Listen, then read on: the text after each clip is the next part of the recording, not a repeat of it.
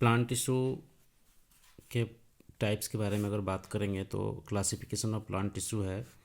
ये plant tissue दो प्रकार के होते हैं। पहले को बोलते हैं मेरिस्टेमेटिक टिश्यू और दूसरा है परमानेंट टिश्यू। तो मेरिस्टेमेटिक टिश्यू जो है वो है cells are capable of cell division and have totipotency. देखिए, ये जो मेरिस्टेमेटिक टिश्यू होता है ये ऐसा टिश्यू है जिसमें सेल्स आपस में डिवाइड करने में पावरफुल होते हैं। ये एक सेल से दूसरे सेल में डिवाइड कर सकते हैं। और टोटिपोटेंसी का मतलब होता है कि अगर किसी ऑर्गेन को हम काट दें, अगर इसमें से कहीं पर कोई सेल का अगर कोई पार्ट्स अगर इस टिश्यू का अगर कोई पार्ट कहीं कट जाए या पेड़ का कोई हिस्सा अगर कट जाए तो उस जगह पर फिर से पैदा हो जाए, वो दूसरा सेल्स बन जाता है, तो उसको हम लोग टोटिपोटेंसी बोलते हैं।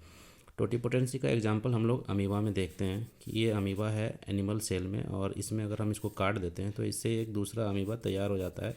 तो ये टोटिपोटेंसी का ही कैपेसिटी होता है। और हम लोग अगर जानवर में देखें तो छिपकली, लिजार्ड में जो कैपेसिटी है, लिजार्ड के पूंछ को अगर हम काट देते हैं तो वहाँ पर टोटिपोटेंसी का कैपेसिटी पाया जाता है। टोटिपोटेंसी का मतलब ही होता है टूट जाने के बाद फिर से वहाँ पैदा होना। तो मेरिस्टेमेटिक टिश्यू जो प्लांट में होगा उसका काम होगा, वो कैपेबल होगा डिवीजन करने में, और उसमें फिर से वो कैपेसिटी होगा कि वो कटने के बाद फिर से बन सके। इसका मतलब है कि प्लांट अगर कट जाता है तो उस जगह पर फिर से वो पैदा हो जाए, नया प्लांट उससे बन जाए। तो ये मेरिस्टेमेटिक टिश्यू कहलाता है। वहीं पर वो हो पाता है उस तरह से जहाँ पर मेरिस्टेमेटिक टिश्यू होता है। इसके बाद है परमानेंट टिश्यू।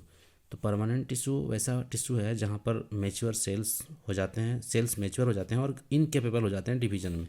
उसमें जो सेल्स है उस सेल्स में डिवीजन नहीं हो पाता है। एक सेल से दो सेल अगर बनने की बात करेंगे तो ये नहीं होता है, ये उसमें कैंसिल हो जाता है।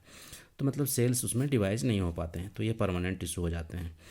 अब अगर हम मेरिस्टेमेटिक टिश्यू के टाइप्स की देखेंगे तो ये एपिकल मेरिस्टेमेटिक टिश्यू जो tips of root and stems में पाया जाता है।